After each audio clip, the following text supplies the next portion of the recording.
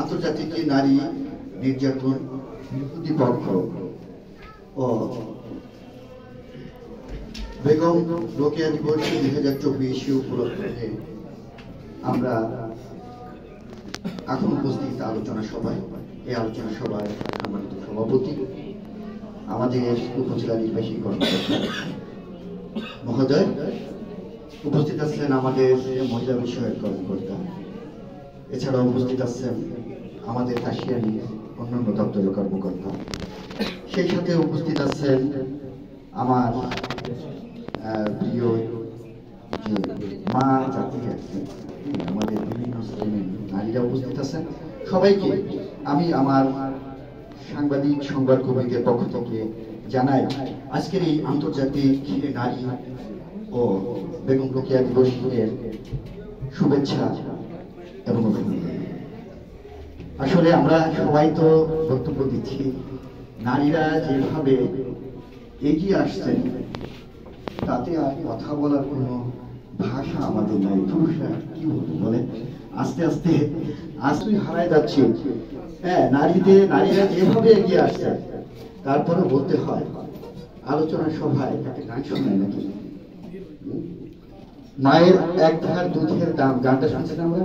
মায়ের এক ধার দুধের দাম কাটিয়া গায়ের চাম, পাপস বানাইলে গরিবের শোধ হবে না, এমন দরদি হবে কেউ হবে না আমার মা।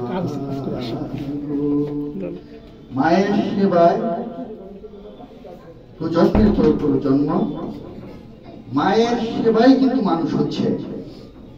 বাবা থাকে উপার্জনের পথে, আর মা একেবারে নিজের বুক চিরা যন্ত্রণা, মৃত্যুর যন্ত্রণা সহ্য করে মা আমাদেরকে ভূমিষ্ঠ করে নবজাতক হিসেবে পৃথিবীর মুখ দেখিয়েছেন। আজ সেই মা শুধু সেখানেই কিন্তু শান্ত হয়ে যান নাই, সেই মা আমাদেরকে মানুষের মতো মানুষ করে গড়ে তুলেছেন। তবে কিছু কিছু আছে না, এই যে আমরা বলি অপয়া কপাল পোড়া। আমাদের কথায় আছে যে মানুষ মরে খাটাস মরে তেলে, আর মানুষ মরে মেলে। যখন মায়ের কথাকে অমান্য করে একটা সন্তান যখন মায়ের আঁচলের বাইরে চলে যায়, সমাজের বাজে মেলে পড়ে যায়, তখন তার লাইফ ধ্বংস, তার যারা এই সমাজ ধ্বংস, এই টোটাল দেশটা ধ্বংসের পথে চলে যায়।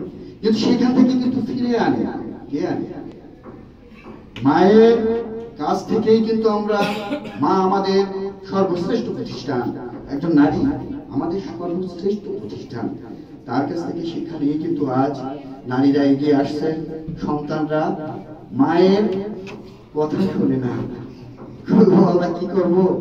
আমার মুন্না তো কথা শুনে না। আমি যদি কথা শুনতাম, মার কথা শুনে যদি আমি পড়ার টেবিলে থাকতাম, পাঠ্যপুস্তকটা যদি আমার সম্মুখে খুলে রাখতাম সব সময়, তাহলে তো আজ আমি এই অভিশপ্ত জীবন সাংবাদিক হতে যেতাম। যে নারী কন্যার সুরক্ষা করি, এই নারী কন্যার সুরক্ষা কিন্তু নারীরা এগিয়ে যাচ্ছে। আর আমাদের কিন্তু সুরক্ষা করার মতো আমার মা চাচি কারোরই ক্ষমতা নাই। হ্যাঁ, হাত ছুটে দিয়ে চলে যাচ্ছি দূর দিয়ে, যেখানে খুশি সেখানে ছেলেরা পিছিয়ে যাচ্ছে। আপনারা যারা মারা আছে, ছেলে সন্তানদেরকে অবহেলা করেন না। এক সময় শাশুড়ি বলতো যে কি বৌমারে, হ্যাঁ একটা পুত্র সন্তান হলো না, সাওয়াল আবার বিয়ে দেবো, এই ধরনের কথা আসতো না। আর এখন কি করে বলে যে আমার একটা কন্যা সন্তান আসুক, আমার কি দুটো কন্যা সন্তান।